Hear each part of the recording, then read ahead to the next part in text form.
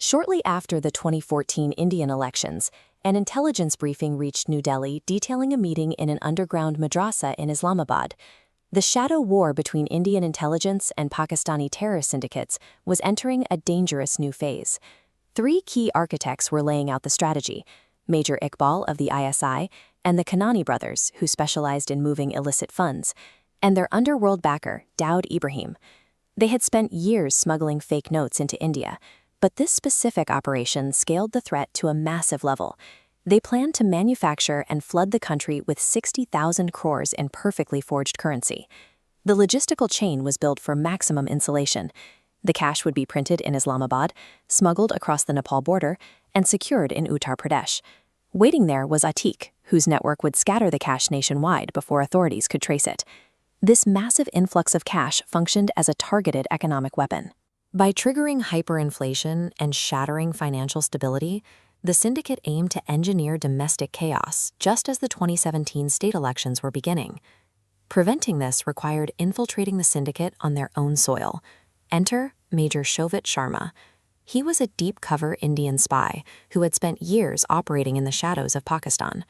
Through calculated patience, he had earned the complete trust of the local Liari gang and the Kanani brothers themselves. Sitting directly inside the syndicate's inner circle, Major Sharma intercepted the whispers of the 60,000 crore plot as the logistical details were being hammered out. Sharma transmitted this raw intelligence back to New Delhi, where it landed squarely on the desk of National Security Advisor Ajit Doval. The intelligence presented a severe dilemma. The Indian government knew the economic strike was coming, but they lacked the operational specifics to stop it. Without Sharma's inside access, they had no way to intercept the shipment without triggering the very panic they were trying to prevent. Doval sent Major Sharma an impossible directive: find out if the counterfeit notes were already printed. The entire defense strategy of the Indian government hinged on knowing the exact timeline. Simply asking a terror syndicate about their operational status was a death sentence. Showing even a hint of curiosity would instantly blow Sharma's cover and result in his execution. So Sharma initiated a high-stakes psychological bluff. He approached the Kanani brothers and Major Iqbal, feeding them disinformation that Indian intelligence had severely compromised their primary route along the Nepal border. To survive the lie, he offered the bait. He presented the syndicate with a brand-new, undetected smuggling corridor that he personally controlled, promising safe passage for their payload. By artificially closing their primary route and offering a fake solution, Sharma forced the enemy to reveal their exact level of desperation and their printing status to an Indian spy. The Kanani brothers were initially suspicious.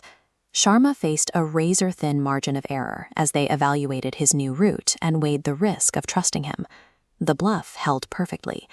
Desperate to move the product, Kanani agreed to the new logistics. To finalize the deal, they transported Sharma to a highly classified underground facility hidden within Islamabad. Inside the warehouse, Sharma found physical proof of the threat. Staring back at him were vast stacks of fully printed, ready-to-ship, counterfeit 500 and 1,000 rupee notes, totaling 60,000 crores. Maintaining his underworld persona, Sharma memorized the internal logistics of the warehouse. As soon as he was clear, he transmitted a definitive code red to Delhi. The money is printed, and the attack launches on November 9th. This physical verification was the trigger. With undeniable proof that the weapon was loaded, the Indian government had the evidence it needed to unleash its most drastic economic defense measure. Inside the war room in Delhi, PM Modi and NSA Doval received Sharma's absolute proof. The clock was ticking down to the November 9th launch. Recognizing that a traditional bureaucratic response would be too slow, they immediately activated Operation Greenleaf. Doval issued a ruthless 48-hour ultimatum to the Uttar Pradesh police: arrest Atiq immediately and dismantle his network, regardless of the potential for political fallout. The UP Special Task Force moved with overwhelming speed. They surrounded and captured Atiq, decapitating the local distribution engine before the fake cash could even reach the border. But removing Atiq was only half the battle. Destroying the distribution hub didn't eliminate the 60,000 crore weapon waiting in Pakistan, which the syndicate could easily attempt to reroute through another channel. On the night of November 8th, the syndicate prepared their final move. In Islamabad, heavily guarded trucks were fully loaded, engines idling as they waited for the signal to breach the Indian border. But in New Delhi, Prime Minister Modi stepped up to the podium for a sudden, unscheduled live national broadcast. He announced the ultimate counterstrike, the immediate cancellation of all 500 and 1,000 rupee notes across the country. Inside the Islamabad warehouse, Dawood, Iqbal, and Kanani watched the broadcast in shock. Their distributor was in jail, their primary route was closed, and now their entire payload was instantly neutralized. Overnight, 60,000 crores of fake currency were reduced to worthless paper. The operation collapsed completely, leading to the psychological breakdown and suicide of Kanani. Often debated as a domestic economic move, the deployment of demonetization on that specific night was a ruthless strategic weapon.